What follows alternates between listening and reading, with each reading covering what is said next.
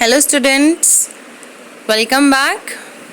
As we are discussing the chemical properties of metals and non-metals, and I had discussed with you the reactions of metals and non-metals with oxygen.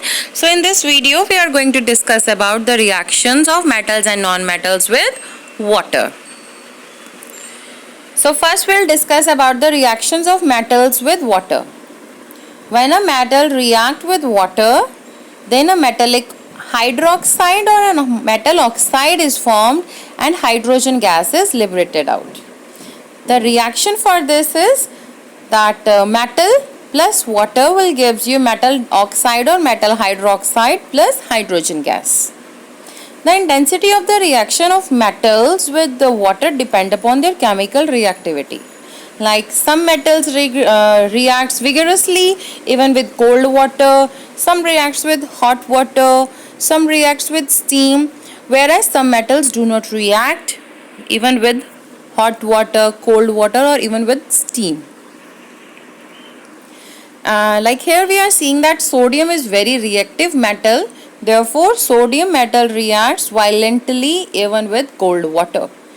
It catches fire when it is exposed to air, or if it catches fire even if we kept the sodium metal in water. A lot amount of heat is generated out. Second here is that magnesium is less reactive, so it reacts slowly with cold water and it reacts rapidly with hot boiling water, and it forms magnesium hydroxide plus hydrogen gas is liberated out.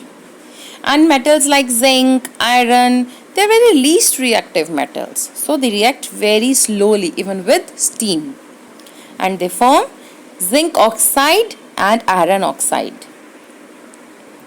The metals like copper, silver, gold, platinum are so unreactive and they do not react even with hot water or even with steam. Now we will discuss about the reactions of non-metals with water. So beta, non-metals do not react with water.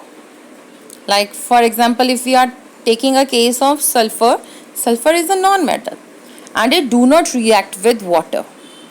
And phosphorus is very reactive non-metal.